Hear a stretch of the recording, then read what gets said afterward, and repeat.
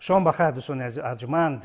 چند پیش برای اولین مراتب در تاجیکستان کورس‌های آموزشی برای دریافت مجوز پرا برگزار شد و در این کورس‌ها چند نفر از مربیان تاجیک شرکت ورزیدند که دوی آنها سبحان خوجاموف و تویجان مومینوف امشام در برنامه فوتبال تاجیک حضور دارند.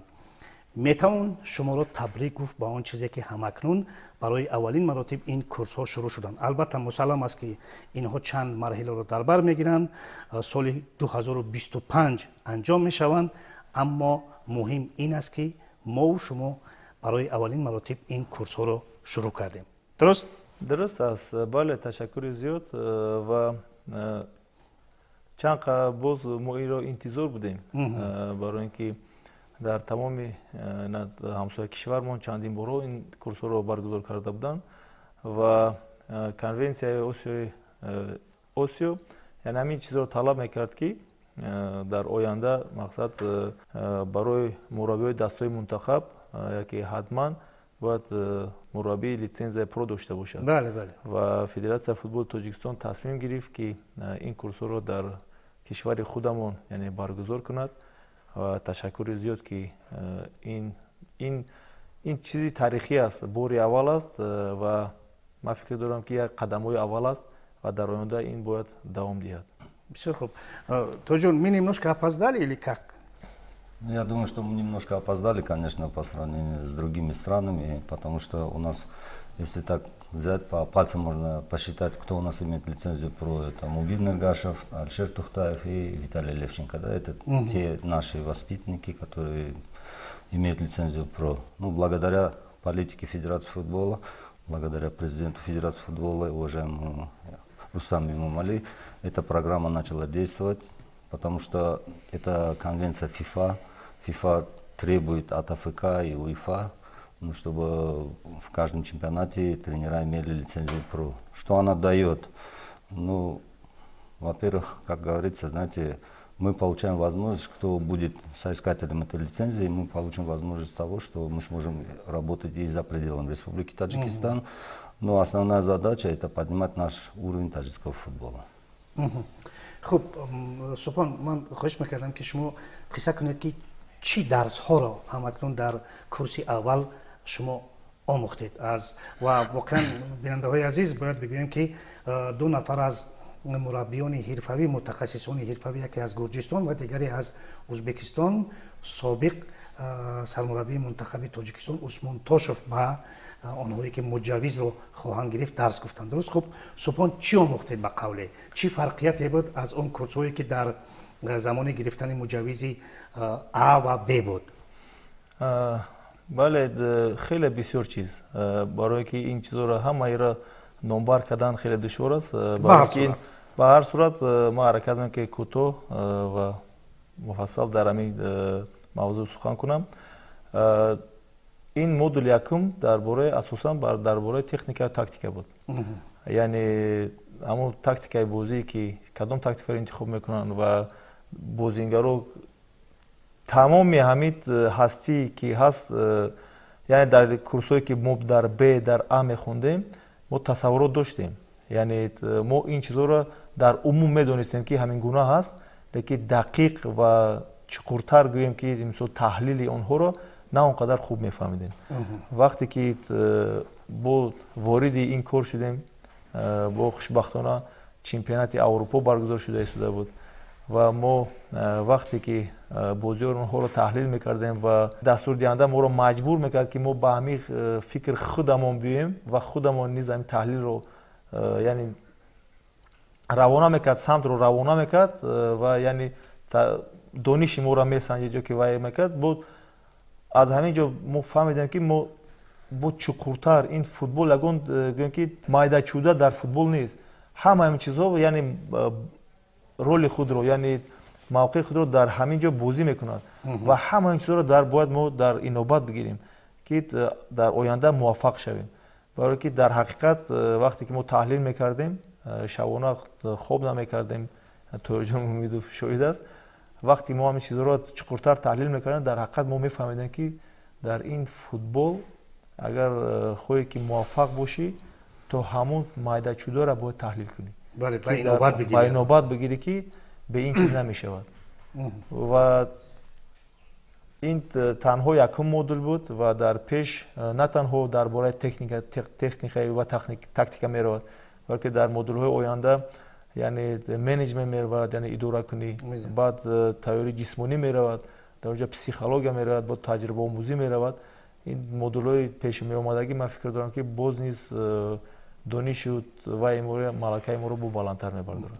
تو جان Я тоже добавлю, знаете, вроде и учились на лицензию А, да, вроде и работали, но вот те детали, которые мы упускали на этом модуле, мы познали, что эти детали очень важны, чтобы усовершенствоваться, расти как тренер, да.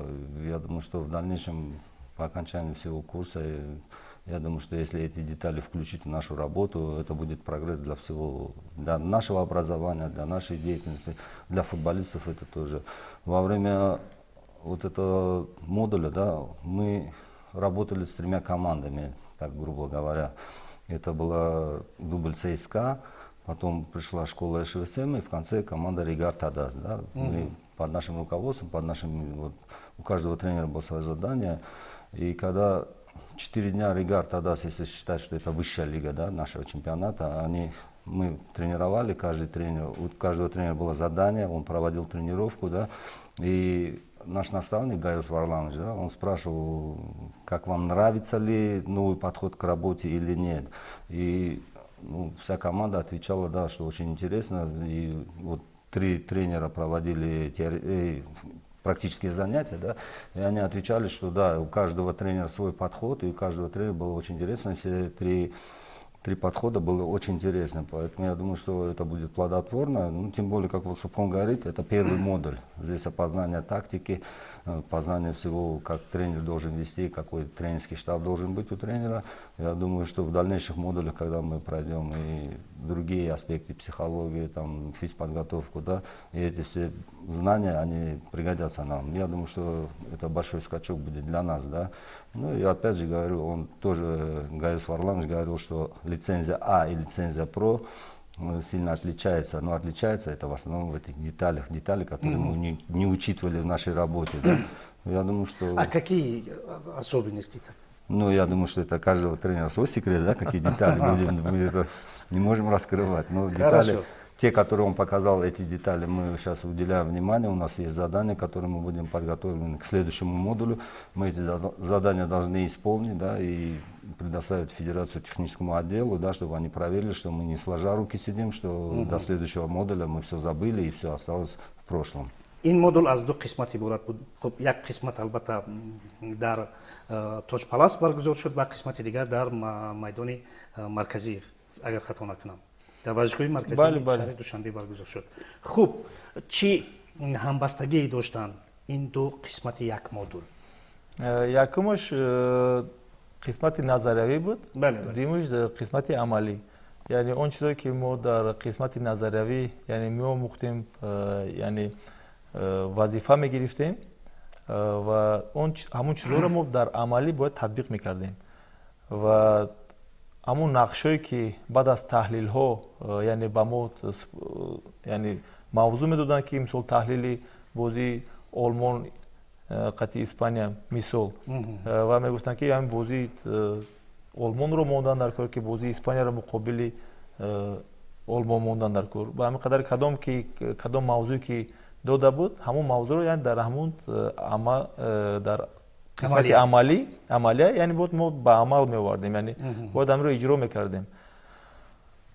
همین چیزا این به نهایت چیزای خوب است و از طرف نگاهی مثال ما بود وقتی که مثال در اونجا وقتی که چمپیونات اروپا برگزار میشد اونجا مربی آلمان ناگلزمن که مربی اسپانیا اونها چی نظر داشتن مقابل آلمان چی طور بازی کنن و نظر ما اگر ما در مقابل آلمان بازی میکردن کدام تاکتیک رو یعنی انتخاب میکردن و با کدام اصول بازی میکردن در چی مثلا کمبودی داشتن یا در چی برتری داشتن مثلا کمبودیشون با چه خیلی بود استفاده باریم یا که برتری اونها با چه خیلی بود یعنی نس میکردیم یا که مثلا مقابل برتری اونها ما چی باید پیشنهاد میکردیم در بازی همه چیزا در قسمت عملی яъне мо бояд нишон медодем.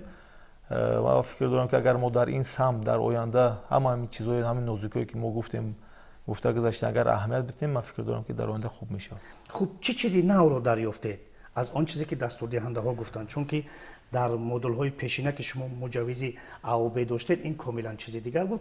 Усулан чӣ чизи нав буд барои шумо? бори дигар такрорам бошад, гуфта гузаштем, мо дар умум мефаҳмидем, дар умум мефаҳмидем ки ин тавр бозӣ кардан ин тавр, лекин вақте ки гуфтем ки майда чуда, ин дар ҳам майда чуда аст. Яъне дар футбол майда чуда нест. Яъне тамоми нозукиё ки тамоми ки ҳамон чиз бошад, мо бояд ҳамин чиз аҳамият бидем. Яъне таҳлил доштем, лекин бо таҳлили дақиқи чуқур надоштем. Яъне тамоми ҳам паҳлӯда аҳамият додем дар кор. барои ин ки баъд як чизи дигаре гуфтанд, шарт ва зарур аст ки мо вақте ки ин муҷовизе ки лицензия про на ин ки фақат барои лигаи олӣ ки мураббии про мешавад. дар он ҷо ҳамчун дастурдиҳанда вақте ки сухан мегуфт ки ин мисол барои яқилот ассистенти хуби про доштан, ё ин ки ҳамчун идоракунанда, ҳамчун менеҷменти про доштан, ё ин ки ҳамчун мураббии наврасоне ки ҷавонони лицензия про доштананд, яъне ба ин имконият медиҳад ва нигоҳи муҷовизи продор ба футбол тамоман дигар аст. ва ҳамин чизҳоро мо вақте ҳозир дар кӯдакону наврасон ҷавонон қатъи кор мекунем, мо аллакай ҳамон ақидаро, ҳамон идеяро ки мисол хидмо ки бо камтар тақвият дода, ҳамонро ҳаракат карда ҷорӣ карда истем ки ҳамаи замина аз кӯдакону наврасон сар мешавад. вақте ки мо онҳоро бо футболи калон яъне ки омода мекунем, дар футболи калон онҳо яъне ба мушкилиҳо камтар дучор мешаванд, барои ки онҳо аз ин чиз бархурдор мешаванд. барои ин ки вақте ки ба аксарияти онҳо ба футболи калон мебиёд, футболи мураббие ки футболи калон ба футболи калон машғуланд, онҳо боз бармегарданд ба ҳамон навраси ҷавон ки онҳо чизе ки оддиро боро дар он ҷо меомӯхтанд, бо вақти зиёди ба ҳамон омӯзиши ҳамонҳо мераванд. ва мо ба ҳамин нозукиё ки ҳозир гуфтем, ҳамон чизҳоро мо дар кӯдакӣ аҳамият намедодем. ин чизҳоро аз кӯдакӣ аҳамият додан лозим аст. вақте ки ӯ чиз аз кӯдакӣ аҳамият медиҳад, ӯ дар вақти калон ки шуд ба футболи калон қадам монд, ҳамон чизе ки буд ва то автоматизм меояд, ва ки дар он ҷо мушкилӣ намешавад. камбудӣ мо дар ҳамон ҷо аст. ҳозир мо ҳамин чизҳоро бояд дар ҳамон кӯдаку навраси ҷавон мо бояд ҷорӣ кунем, ва дар вақте ки калонсол ки шуд, ва то автоматизм, яъне ин чизҳое ки ҳаст иҷро мекунад, вақтро сарф намекунад. Это как, знаете, как он говорил, если ты имеешь ГАЗ-24, да, даже если новая модель, да, и сейчас ты получаешь 600-й Мерседес. По-любому ГАЗ-24 никогда не обгонит по классу 600-й Мерседес. Также и здесь в лицензии у нас тоже, я думаю, что как-то получит эту лицензию, это не значит, что сейчас 19 человек обучаются и все они получат лицензию. Да. Это он сразу обозначил, что не думайте, что вы заплатили деньги и получите эту лицензию. Но получив лицензию, вы садитесь на 600-й Мерседес и, пожалуйста, вы, значит, со своими знаниями идете в команду, и все навыки, которые вы получили у меня, и вы будете в командах это все переливать, да.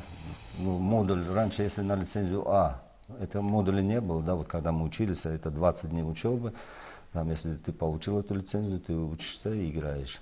Сейчас, ну, работаешь. А сейчас это модуль будет идти поэтапно, только где-то в середине 25-го года, это, кто получит эту лицензию, он получит эту лицензию, да. Поэтому есть время еще обучения. То, что вот как Субхон говорил, вот эти детали, они очень важны, да, вот в нашем современном футболе. Ну, самое, что мне понравилось, да, человек приехал, вот Гайос Варламович, да, он приехал, во-первых, он знал нашу географию, он изучил нашу страну, и он говорит, что каждый, кто работает в клубе, в том или ином клубе, вы должны знать менталитет того или иного региона, да. У каждого клуба есть своя философия. Я опять же буду говорить о том, что у нас есть базовый клуб, это Истеклол, да, есть две команды, у которых огромное количество болельщиков, это Равшан Куляп и Иста Равшан. Но у них тоже своя философия, и к этой философии надо пойти со своим подходом. Без подхода не получится. Это тоже один из главных моментов в этой нашей лицензии, да. Ну и еще один момент, да, он дал такое направление, да, что у каждого тренера должен быть свой тренерский штаб. Но это не значит, что ты пришел в команду и тебе говорят, вот кого хочешь веди. Ты заставляешь этих ребят работать, чтобы они были единое целое. И так, по моему мнению, как я понял, да, не знаю, может, он не поддержит, может, он по-другому поймет, да.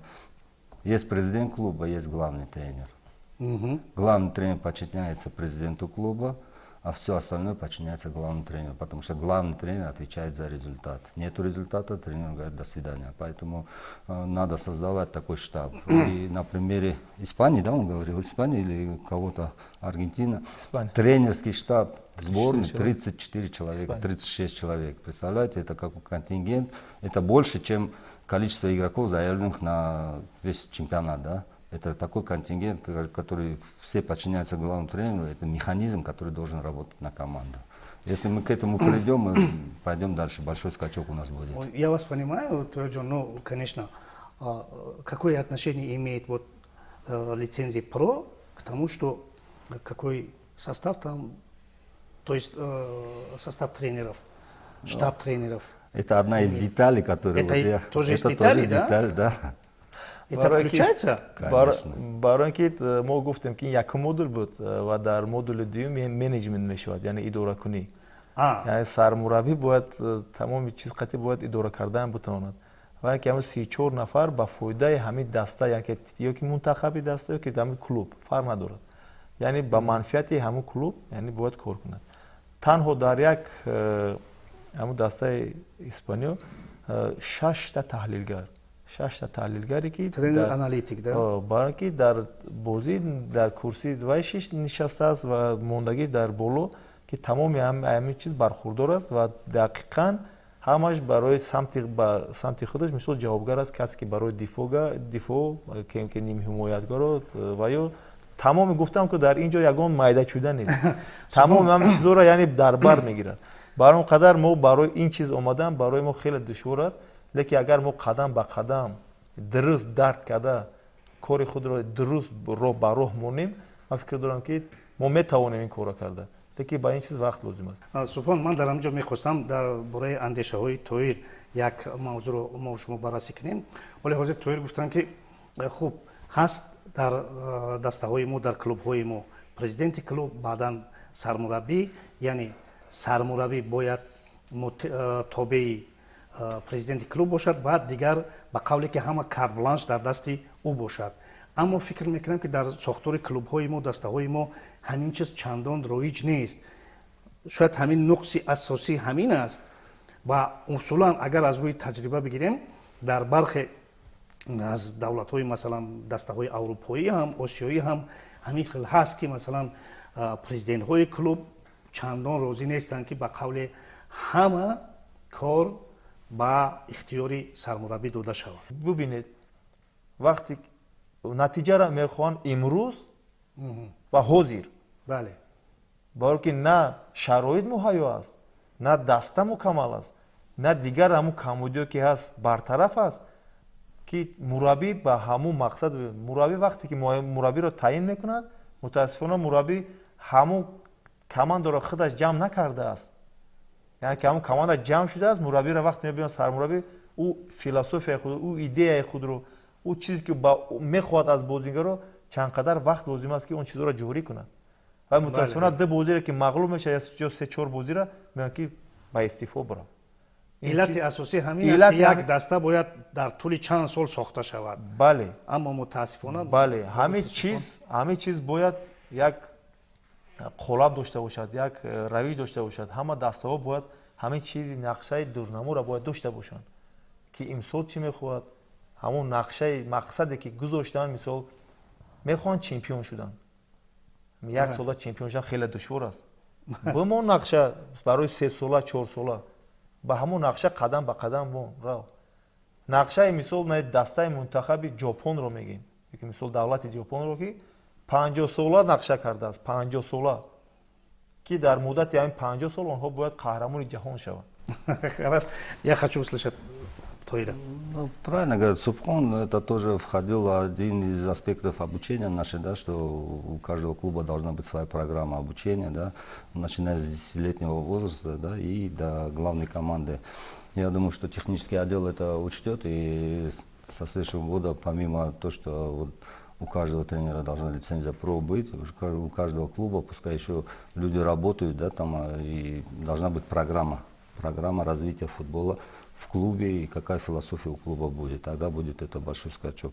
Но опять же, мы так коснуться, если нашей темы, учиться никогда не поздно, учиться надо.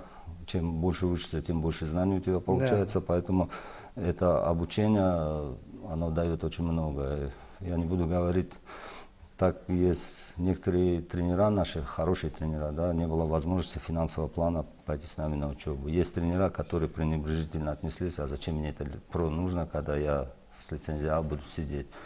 Ну, есть конвенция АФК, ФИФА, да, вот это требования, которые, что без лицензии ПРО через год, в 2026 году никто работать не будет. И направление нашей Федерации футбола на то, что ну, сколько у нас будет, 12 команд, 14 команд, да, в высшей лиге. Мы идем все равно к тому, чтобы иметь 14 команд, да, и каждый тренер должен иметь лицензию ПРО. И не каждый клуб осилит приглашать иностранцев, потому что это затратно и очень сложно. Да.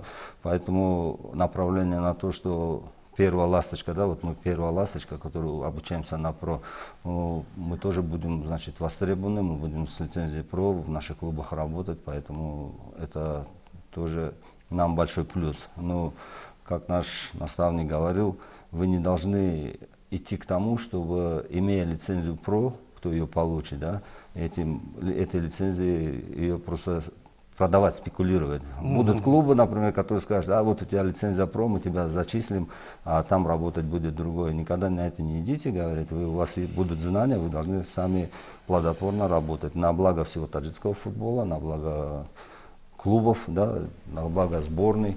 Ну и самое главное, что у вас есть возможность, это тоже один из того, что каждый тренер к чему-то стремится, да, в жизни. Есть к тому, что с этой лицензией в Азии можно уже работать в другом любом клубе, познать другую страну, другие возможности, да, поэтому с этой лицензией. С лицензией А мы нигде работать не сможем, это уже требование. Поэтому мы к этому стремимся, поэтому у нас есть мечта, мы хотим это получить и показать свои лучшие качества. Саломат бошен, ташаккур.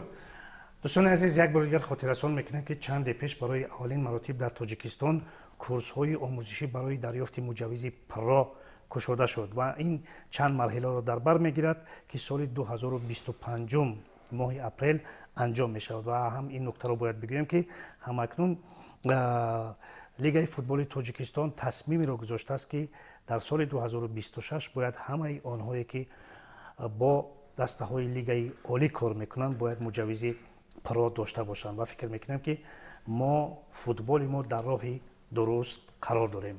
Ва барои як суҳбати хубу хушашон ба меҳмонони азизу арҷманд изҳори сипос мекунем. дар ҳамаҷо барномаи мо ба анҷом мерасад. хайр.